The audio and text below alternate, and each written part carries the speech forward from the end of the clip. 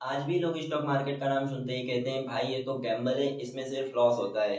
लेकिन सच बताऊं, ऐसा सिर्फ वही लोग कहते हैं जो कभी सही तरीके से स्टॉक मार्केट सीखते ही नहीं। अगर आप कॉमर्स बैकग्राउंड से हैं तो स्कूल और कॉलेज में भी किसी ने आपको सही से सिखाया ही नहीं।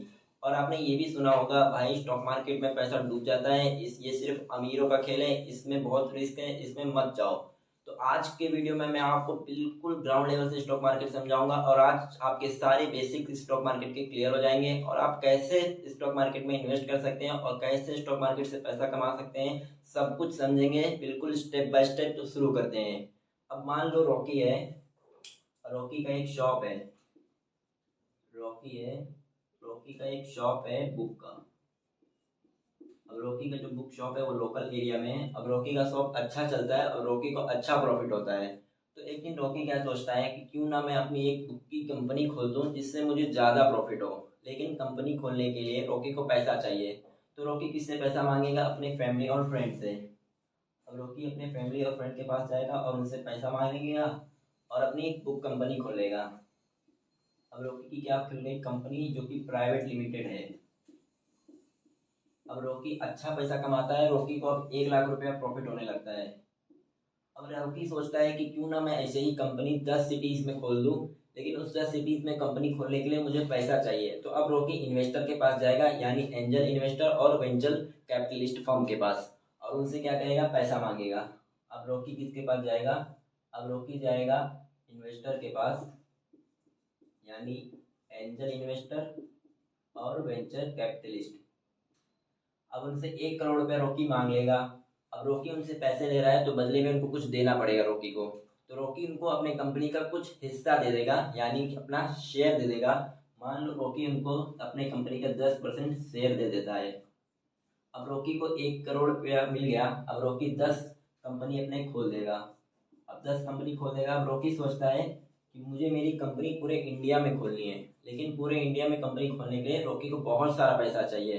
तो अब रॉकी सोचता है कि अब मैं पैसे पब्लिक से लूंगा। तो जब कोई company first time, initial time public को अपने शेयर ऑफर करती है और उनसे पैसे लेती है तो उसको कहते हैं इनिशियल पब्लिक ऑफरिंग, यानी आईपीओ। जब कोई कंपनी पहली बार फर्स्ट टाइम, इनिशियल टाइम अपने शेयर ऑफर करती है पब्लिक को तो उसको कहते हैं इनिशियल पब्लिक ऑफरिंग, यानी आईपीओ। अब आईपीओ मतलब आप समझ गए। आईपीओ मतलब जब कंपनी अपना शेयर पब्लिक को ऑफर करती है। अब शेयर मतलब क्या होता है? शेयर मतलब होता है हिस्सा, यानी कंपनी का हिस्सा, कंपनी का ओनरशिप। अब शेयर मतलब क्या होता है? कंपनी का ओनरशिप। अगर आपके पास शेयर है किसी भी स्टॉक का तो आप उस कंपनी के हिस्सेदार हैं, यानी आपका उस कंपनी पर हिस्सा है। तो शेयर मतलब कंपनी ओनरशिप, कंपनी ओनरशिप। तो उस आईपीओ में जो कंपनी लाती है उसके अंदर कंपनी अपने शेयर का प्राइस खुद तय करती है। मान लो 100 रुपया कंपनी अपने शेयर के प्राइस तय करती है और जो कंपनी है जो आईपीओ ला रही है वो 10 लाख शेयर ला रही है। अब एक शेयर कंपनी ने डिसाइड किया 100 रुपये का है। अब 10 लाख शेयर कंपनी ऑफर कर रही है पब्लिक को। अब मान लो जो पब्लिक है वो 10 लाख शेयर लेने वाले से ज़्यादा आ जाए, मान लो 20 लाख लोग आ जाएं शेयर लेने इस कंपनी का। तो अब डिमांड ज़्यादा हो गया तो अब उस शेयर का जो कंपनी ने एक शेयर का 100 रुपया डिसाइड किया था, अब वो बढ़कर कितना हो जाएगा? 200 रुपया, क्योंकि डिमांड ज़्यादा है। और इसी को कहते हैं ओवर सब्सक्रिप्शन। ओवर सब्सक्रिप्शन यानी कंपनी ने शेयर का प्राइस तय किया था जब आईपीओ लाए 100 रुपया है, लेकिन जब आईपीओ लाई तो जो लेने वाले थे पब्लिक शेयर वो ज्यादा हो गए, 10 लाख शेयर कंपनी लाई और लेने वाले 20 लाख लोग आ गए, तो शेयर का प्राइस 100 रुपये से 200 रुपया हो गया और इसी को कहते हैं ओवर सब्सक्रिप्शन। अब आईपीओ कितने कैटेगरी होते हैं? आईपीओ के अंदर 3 मेन कैटेगरी होती है। सबसे पहला जो होता है वो होता है रिटेल इन्वेस्टर, यानी आम आदमी। सबसे पहला क्या होता है? रिटेल इन्वेस्टर, जो आम आदमी है जो 2 लाख से कम तक इन्वेस्ट कर सकती है। और दूसरी जो होती है कैटेगरी वो होती है high net worth individual. High net worth individual जो 2 लाख से ज़्यादा इन्वेस्ट कर सकती है। और तीसरी जो होती है वो होती है इंस्टीट्यूशनल इन्वेस्टर। इंस्टीट्यूशनल इन्वेस्टर जो जैसे कि म्यूचुअल फंड, LIC, ये सब 1,000 करोड़ कंपनी से 1,000 करोड़ से इन्वेस्ट करती है। अब आप IPO का मतलब समझ गए। IPO का मतलब जब कंपनी अपनी शेयर पब्लिक को ऑफर करती है और पब्लिक से पैसा लेती है तो इसको IPO कहते हैं। यानी यहाँ पर कुछ एक्सचेंज हो रहा है। तो इंडिया में 2 बड़े एक्सचेंज है, एक है NSE, नेशनल स्टॉक एक्सचेंज, और दूसरी जो है वो है BSE, Bombay stock exchange, Bombay stock exchange. अब एक्सचेंज का मतलब क्या होता है? एक्सचेंज का मतलब आप ये समझ लो कि एक्सचेंज मतलब एक मार्केट प्लेस। एक्सचेंज को आप समझ लो मार्केट प्लेस। एक्सचेंज क्या है? Market place.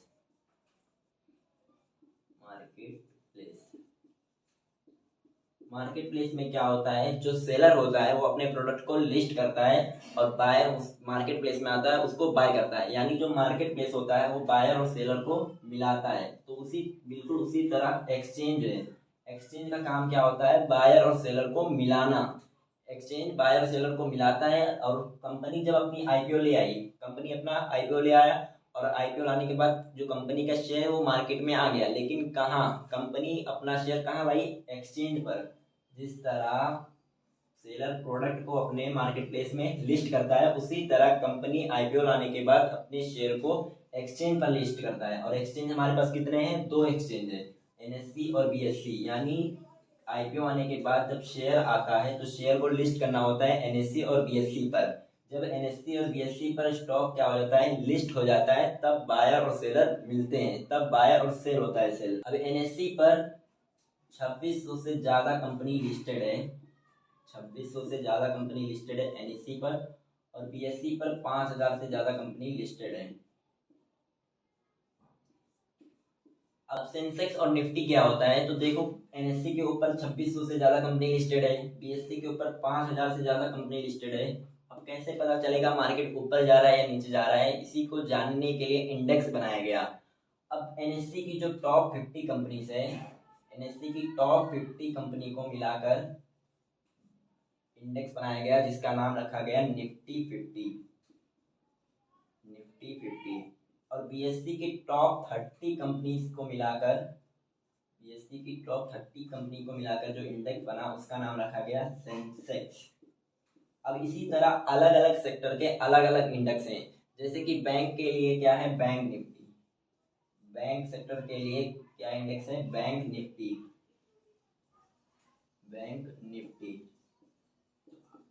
अब इंडेक्स इसीलिए बनाया गया। अब अगर आप निफ्टी 50 देख लेंगे, सेंसेक्स देख लेंगे, तो आपको समझ जाएंगे कि आज मार्केट ऊपर है या नीचे। अब कंपनी का मालिक कौन होता है? फाउंडर या इन्वेस्टर? तो कंपनी का मालिक वो होगा जिसके पास कंपनी के शेयर्स ज़्यादा हैं। मान लो मेरी एक बुक कंपनी है, मान लो ये मेरी बुक कंपनी है और मैं इस कंपनी का फाउंडर हूँ। अब मेरी जो कंपनी है वो स्टॉक मार्केट में लिस्टेड है, लेकिन मेरी कंपनी का जो शेयर है मेरे पास वो सिर्फ 20% है। इसका मतलब मैं इस कंपनी का मालिक नहीं हूँ। इस कंपनी का फाउंडर मैं हूँ, लेकिन मैं इस कंपनी का मालिक नहीं हूँ। मालिक वो होगा जिसके पास 50% से ज़्यादा शेयर होगा इस कंपनी का। यानी ये ज़रूरी नहीं कि कंपनी का फाउंडर ही कंपनी का मालिक है। फाउंडर जो है वो ज़रूरी नहीं कि वही मालिक हो, मालिक कोई भी हो सकता है। अब अगर आप यहाँ तक समझ गए तो आप स्टॉक मार्केट के बेसिक्स को समझ गए हैं। अब हम बात करते हैं कि आप कैसे स्टॉक मार्केट से पैसा कमा सकते हैं। अब स्टॉक मार्केट में पैसा कमाने के 2 तरीके हैं, एक इन्वेस्टिंग, दूसरा ट्रेडिंग। इन्वेस्टिंग का मतलब आप किसी अच्छी कंपनी का शेयर खरीद लें और उसे लंबे समय तक होल्ड करें, 3 साल, 5 साल, 10 साल, और जब कंपनी ग्रो हो, कंपनी का फायदा हो, तो आपका जो शेयर का प्राइस है वो भी बढ़ जाएगा। अब स्टॉक मार्केट में 5,000 से भी ज़्यादा कंपनी लिस्टेड है, तो कैसे पता चलेगा कि कौन सा स्टॉक अच्छा है, कौन अच्छा रिटर्न दे सकता है? तो उसको देखने के लिए हमें एनालिसिस करना होता है। अब 2 तरह की एनालिसिस होती है, एक होता है फंडामेंटल एनालिसिस, एक होता है फंडामेंटल एनालिसिस, और दूसरा होता है टेक्निकल एनालिसिस। अब फंडामेंटल एनालिसिस में हम कंपनी की बैलेंस शीट देखते हैं, कंपनी का पी रेशियो देखते हैं, कंपनी का पीबी रेशियो देखते हैं, कंपनी का इनकम कितना है, कंपनी का एक्सपेंस कितना है, कंपनी का फ्यूचर प्लान क्या है, ये सब हम फंडामेंटल एनालिसिस में चेक करते हैं। और और टेक्निकल एनालिसिस में हम कंपनी के चार्ट्स देखते हैं, कंपनी का ट्रेंड देखते हैं, ये सब हम टेक्निकल एनालिसिस में देखते हैं। अब फंडामेंटल एनालिसिस कैसे करते हैं, टेक्निकल एनालिसिस कैसे करते हैं, अब ये सब मैं आपको आगे आने वाली वीडियोस में सिखाऊंगा। अगर हमको स्टॉक मार्केट में इन्वेस्ट करना है तो क्या करना होगा। स्टॉक मार्केट में इन्वेस्ट करने के लिए आपको एक डीमेट अकाउंट चाहिए। जैसे सब्जी बाजार में सब्जी लेकर उसको झोले में रखते हैं, वैसे ही स्टॉक मार्केट में स्टॉक को लेकर डीमेट अकाउंट में रखते हैं। अब बहुत सारे ब्रोकर्स हैं, आपने उनका नाम भी सुना होगा, जैसे Zerodha, Upstox, angel one, M stocks, बहुत सारे ब्रोकर्स हैं। आप किसी भी ब्रोकर के साथ अपना demat and trading account open करवा सकते हैं। मैं अपस्टॉक्स और एम स्टॉक्स यूज करता हूं, उसका लिंक मैं डिस्क्रिप्शन और कमेंट बॉक्स में डाल दूंगा, जिससे आप उस लिंक पर क्लिक करके अपना demat and trading account open करवा सकते हैं। और आज ये वीडियो सिर्फ स्टॉक मार्केटिंग में बेसिक पर था। अभी आगे आने वाली वीडियोस में मैं आपको फंडामेंटल एनालिसिस, टेक्निकल एनालिसिस सब कुछ बताऊंगा। अगर आपको वीडियो वैल्यूबल लगा तो वीडियो को लाइक करिए, शेयर करिए अपने फैमिली एंड फ्रेंड के साथ, जिससे उनका भी फायदा हो, आपका भी फायदा हो और हमारा भी फायदा हो, पूरी कम्युनिटी का फायदा हो। और अगर आपने अभी तक चैनल को सब्सक्राइब नहीं किया है तो जल्दी से चैनल को सब्सक्राइब कर लें और बेल आइकन जरूर दबा दें, जिससे आने वाले वीडियो आपसे मिस ना हो। मिलते हैं अगले वीडियो।